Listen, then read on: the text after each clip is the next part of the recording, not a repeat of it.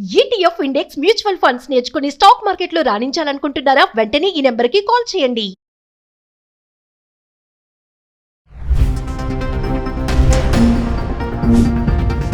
ప్రస్తుతం ఏ దేశంపై ఎంత సుంకం ఉందంటే Bharat 50%, Brazil 50%, Syria 41%, Laos 40%, Myanmar 40%, Switzerland 39%, Iraq 35%, Bosnia and హెర్జగోవినా 30%, Mexico 25%, Kazakhstan 25%, మాల్దోవా 25%, Bangladesh 20%, Cambodia 19%.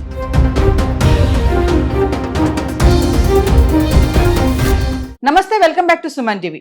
భారత దిగుమతులపై ఇప్పటికే 25% సుంకాలు ప్రకటించిన అమెరికా అధ్యక్షుడు డొనాల్డ్ ట్రంప్ దీనిని 50%కి పెంచారు. అదనంగా జరిమానా సుంకాలుగా దీనిని పేర్కొంటూ బుధవారం కార్యనిర్వాహక ఉత్తర్వులపై సాయం చేశారు. మరి దీని ప్రభావం వేటిపైన ఉంటుంది, ఇది ఎప్పటి నుంచి అమల్లోకి వస్తుంది, దీనిపైన మరింత సమాచారం అందించడానికి ఫోన్ లైన్ లో అందుబాటులో ఉన్నారు డాక్టర్ నంది రామేశ్వరరావు గారు, TEDx speaker, legendary award winner in real estate. Sir నమస్తే. సార్ నమస్తే సార్, మరి ఇప్పుడు డొనాల్డ్ ట్రంప్ ఏదైతే గతంలో 20% సుంకం ప్రకటించారో మరి ఇప్పుడు 50% సుంకాన్ని అయితే ప్రకటించేశారు సార్. మరి ఇది ఏంటి, భారత్ పైన ట్రంప్ ఉన్నటువంటి అక్కస్ అనుకోవాలా, ఫ్రస్ట్రేషన్ అనుకోవాలా? ఒక్కసారి దీని గురించి వివరాల్లోకి వెళ్తే సార్. తెలుగు సినిమాల్లో అల్లు రామలింగే రాజగోపాల్ తెలుగు కమ్యూనిటీస్ ఉన్నారు. వాళ్ళిద్దరు బయటకు బాగానే ఉంటారు కానీ లోన్ జరుగుతుంది. అది ఎందుకు చెప్తున్నానంటే, ట్రంప్ ప్రెసిడెంట్ అయిన దగ్గర నుండి కూడా ఆయన ఎప్పుడు కూడా ఇండియాకి వెగినెస్ గా ఉన్నాడు. ఎందుకంటే India super power development super fast గా వెళ్తుంది. ఇండియా, చైనా ఇవన్నీ కూడా థ్రెట్ దిగు. So they don't want India to grow. ఇండియాని ఏ విధంగా ట్రబుల్ చేయాలి అనేది ఇక్కడ ఈ యాక్షన్ లో కనిపిస్తుంది. ఫర్ ఎగ్జాంపుల్, ఇప్పుడు మనకి 25% ఆల్రెడీ విధించాడు. ఇంకా ఆగస్టు నుండి మరొక 20% పెంచాలంటారు, అంటే 50%. 50% పెంచితే ప్రజలు ఎలాగా కొనుక్కుంటారు ఐటమ్స్ ని? ఇప్పుడైతే ప్రస్తుతానికి cloth industries, aquaculture, leather industries మీద మాత్రం వేసాడు. ఫ్యూచర్ లో అయితే మాత్రం మిగతా కూడా ఇప్పుడైతే యాజ్ ఆఫ్ నౌ డ్రగ్స్ గానీ, పెట్రోల్ గానీ, క్రూడ్ ఆయిల్ గానీ, కోల్ గానీ, ఎలక్ట్రిసిటీ గానీ, సెమీ కండక్టర్స్ గానీ, ప్యానల్ బోర్డ్స్ గానీ, స్మార్ట్ ఫోన్స్ గానీ, సర్క్యూట్ బోర్డ్స్ గానీ, ఇవన్నిట్లో కూడా వేయలేదు. అది ఇంకా భారత్ ఆల్మోస్ట్ $86 బిలియన్ బిజినెస్ చేస్తుంది అమెరికాతో. $86 బిలియన్ అంటే చాలా పెద్ద అమౌంట్. దీనికి ఏమవుతుందంటే, ఇండియాని ఏ విధంగా ట్రబుల్ చేసి వాళ్ళ వాల్యూ తగ్గించాలి మార్కెట్ లో ధోరణి నడుస్తుంది. అహంకార ధోరణి అంటే రివెంజ్ టేకింగ్. అంటే మనం అంటే థ్రెట్ అని లాస్ట్ టైం వీడియో కూడా చెప్పుకున్నాం. ఇండియా గానీ, చైనా గానీ is going to be, Japan గానీ going to be threat America. America అంటే ఎప్పుడు కూడా నెంబర్ 1 అనే పొజిషన్ కోరుకుంటుంది. వాళ్ళు నెంబర్ 2 డైజెస్ట్ చేసుకోలేరు. కానీ ఇండియా నెంబర్ 1 వైపు దూసుకెళ్తుందనే భయం అనేది వాళ్ళు డిస్టెన్స్ పెట్టుకొని తెలుసుకుని అలజడి స్టార్ట్ అయింది. కానీ ఇప్పుడు మనం ఎక్కువ రష్యా నుండి ఇంపోర్ట్ చేసుకుంటున్నాం తక్కువ ఖర్చుతో. ఇప్పుడు ఏం చేస్తున్నాడు ఆయన? రష్యాకి ఫేవర్ చేద్దాం అనుకుంటున్నాడు, చైనాకి ఫేవర్ చేస్తున్నాడు. ఫర్ ఎగ్జాంపుల్, డ్యూటీలు చూసుకుంటే చైనాకి 30% వేసాడు ఓన్లీ. తుర్కియా ఓన్లీ 15% వేసాడు. అంటే దాన్ని బట్టి అప్పుడు పాకిస్తాన్ 15% వేసాడు. అంటే వాళ్ళు తక్కువ, మనకి 50 ఎందుకు వేస్తున్నాడు? ఎందుకంటే మనకి ఇప్పుడు రష్యా నుండి చాలా తక్కువలో దిగుమతులు జరుగుతున్నాయి. అదే ఇప్పుడు ఆయన అమెరికా దగ్గర కొనాలంటాడు, మళ్ళీ 50% ట్యాక్స్ చేస్తాడు. రెవెన్యూ వదులుకోడు. ఇమిగ్రేషన్ ఇండియాకి ట్యాక్స్ వల్ల చాలా ఆల్రెడీ ఇమిగ్రేషన్ ఎంత ఎఫెక్ట్ అయింది. యుఎస్ లో స్టూడెంట్స్ వెళ్ళడానికి ఎంత బాగుంటాయి. 50,000 కోట్లు ఇండియన్ పేరెంట్ మిగిలింది. అంతమంది అంటే డిసైడ్ చేసుకున్నారు వెళ్ళకూడదని. సో ఆ విధంగా చూసుకుంటే ఇండియా స్పీడ్ డెవలప్మెంట్ ని వీళ్ళు భరించలేక, డైజెస్ట్ చేసుకోలేక ఇండియాని ఏ విధంగా డౌన్ చేయాలి. ఇప్పుడు ఇమిగ్రేషన్ కానీ, సాఫ్ట్వేర్ ఇండస్ట్రీస్ కానీ అన్ని మనం చూసాం ఆల్రెడీ డౌన్ ఉన్నాయి. రియల్ ఎస్టేట్ మీద ఇంపాక్ట్ ఉంది. అక్కడ ఏమైనా ఇంపాక్ట్ ఉంటే ఇక్కడ కూడా ఇంపాక్ట్ ఉంటుంది. కాబట్టి నేను అనేది ఏంటంటే, ప్రాసెస్ ఏదైతే ఉందో it is heading towards a dead end. బయటికి బాగా మిత్ర దేశం రష్యా గానీ, ఇండియా గానీ మిత్ర దేశాలు అంటాడు, బయటికి ఫ్రెండ్లీ ఫ్రెండ్. కానీ ఇంటర్నల్ గా జరిగేది తవ్వుతున్నాడు. ఎవరు తవన్గతులు వాళ్ళు కొడతారు అన్నట్టు. ఇండియా మాక్సిమం ఎక్కడ ట్రబుల్ చేయగలం, ఎలా ట్రబుల్ చేయగలం, పైకి రాకుంటే ఎట్లా ఆపగలం అనేది వెరీ ఇంపార్టెంట్. మిగతా రెస్టోర్ ఐటమ్స్ ఏవైతే ఇందా చెప్పిన డ్రగ్స్, స్మార్ట్ ఫోన్స్ ఇవన్నిటి కూడా వచ్చే అవకాశాలు ఏ విధంగా చూస్తే Bharat should be lower than America. అది ఎంతకాలం ఆగదు. Any time India can beat any country. అంటే సార్ ఇప్పుడు 25% దాన్ని అదనపు పెనాల్టీ టారిఫ్ అని అనుకోవచ్చు అంటారా సార్? అదనపు, ఎందుకంటే 25 ఆల్రెడీ నియమించాడు. నెక్స్ట్ మంత్ ఇంకో ముందు 1 month అడ్వాన్స్ నోటీస్ ఇచ్చాడు. సో నిన్న రాత్రి అయిన దీంట్లో డేట్ పెట్టి, ఆ డేట్ అండి 25+20 50%. ఇది కాకుండా మామూలు డ్యూటీలు ఉంటూనే ఉండేది. సో ఇవన్నీ చూసుకుంటే it's not good sign for relationship, bilateral relationship అంటే కంట్రీ టు కంట్రీ మంచి సంబంధాలు పెట్టుకోవాలి కానీ వాడిని ఇబ్బంది పెట్టి ధోరణిలో ఉంది.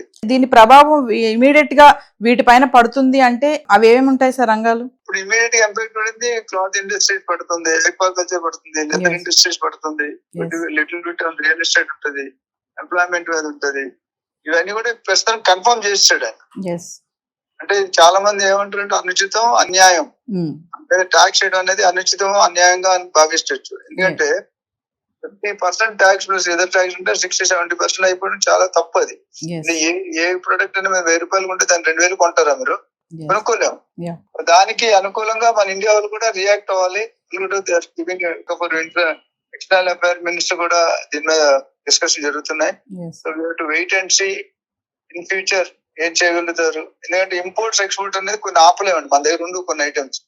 అందుకని ఇప్పుడు ఏం చేస్తారంటే క్రూడ్ ఆయిల్ ఇవన్నీ ఇప్పుడు వదిలే పెట్రోల్ కానీ, క్రూడ్ ఆయిల్ కానీ, ఎలక్ట్రికల్ ప్యానల్ బోర్డ్స్ కానీ, సెమీ కండక్టర్స్ కానీ, ఇవన్నీ కూడా ఇంపార్టెంట్ పరికరాలు. అంటే అవి లేకుండా మనం ఫోన్ లేకుండా ఎంతమంది ఉంటారని ఇండియాలో భార్య లేకుండా ఉంటున్నారు, భర్త లేకుండా ఉంటున్నారు, ఫోన్ లేకుండా ఉండట్లేదు. అప్పుడు వెహికల్ ఉండేది, కారు బైక్ లేకుండా. ఇప్పుడు అలా కాదు, మొబైల్ లేకపోతే ఏది లేకపోయినా మొబైల్ కంపల్సరీ. మొబైల్ లేకపోతే ఏదో పోయినట్టు, ఫిజికల్లీ హ్యాండిక్యాప్డ్ అని ఫీల్ అవుతున్నారు.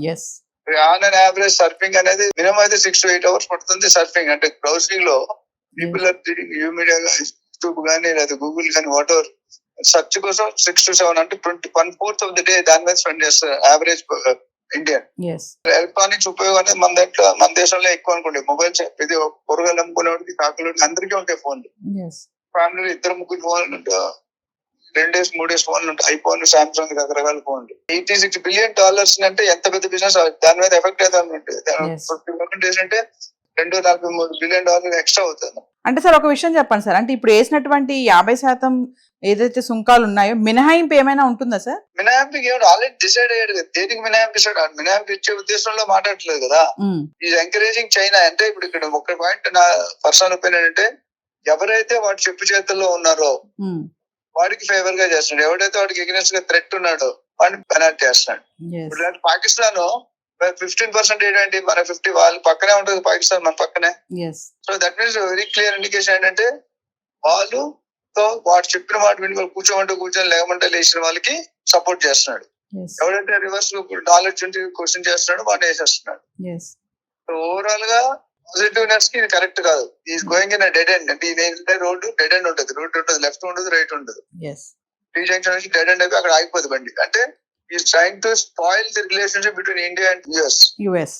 మనకు మిగతా కంట్రీలు రష్యాతో మంచి సంబంధం ఉంది, బయోలెటరల్ రిలేషన్ చాలా మంచిది. రష్యా సపోర్టింగ్ డిఫెన్స్ ఐటమ్స్ కానీ. అంటే బ్లాక్ మెయిల్ చేస్తున్నాడు. రాహుల్ గాంధీ గారు ఆల్రెడీ అన్నారు America is blackmailing India అని. అంటే బ్లాక్ మెయిల్ అని తెలుసు కదా మీకు, అంటే భయపెట్టడం డైరెక్ట్ గా. ఇవి చదవకపోతే నీకు ఇప్పుడు ఇంకేమంటాడంటే ఇది కాదు, ఆల్మోస్ట్ నేను కావాలంటే 75% చేస్తాను, 100% చేస్తాడు అనే ఇండికేషన్ అయితే ఇస్తున్నాడు.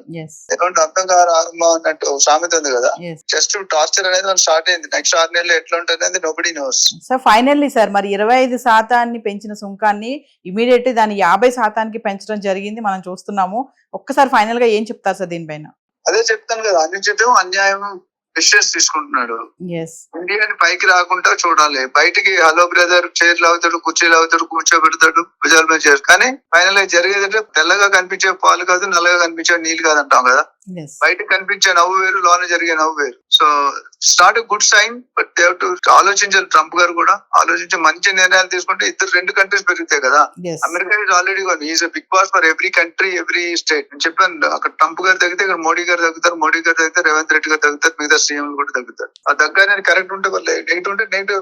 ఫైనాన్షియల్ ఇంపాక్ట్ ఆల్రెడీ రెస్టారెంట్ వైపు వెళ్తున్నాం మనం. వేలు లక్షల జాబులు తీసేస్తున్నారు. ప్రాసెస్ టైట్, ఇమిగ్రేషన్ టైట్ చేశారు, బర్త్ తీసేస్తా అంటారు. అంటే ఒకటేంటి, నేను ఎగ్జిక్యూటివ్ ఆర్డర్ సైన్ చేసిన దాని డిస్కషన్ అయితే జరుగుతుంది. India is also giving a tough competition, ఇవ్వాలి కూడా. సో ఓవరాల్ గా it's not a good sign for both the countries. ఎందుకంటే ఇండియా అనేది developing country, America is already developed country. Developed country ఎప్పుడు డెవలపింగ్ పైకి లాగాలి. కానీ ఇప్పుడు నేను చెప్తుంటాను, మనం ఎక్కడైనా ఆఫీస్ లో చదువుతున్న ఆఫీస్ లో మీటింగ్ పెడితే బాస్ అనేవాడు అసిస్టెంట్ బాస్ లెవెల్ తేవాలనుకుంటాడు. కానీ అసిస్టెంట్ అనేది బాస్ ఆ లెవెల్ తెచ్చుకోవాలి. ఎందుకు చెప్తాంటే ట్రంప్ ఆ లెవెల్ తెచ్చుకోకుండా కింద రిలేటెడ్ డెసిషన్లు ఉన్నాయి. అది కరెక్ట్ కాదు. Very serious affair, serious matter. Thank you sir. Thank you.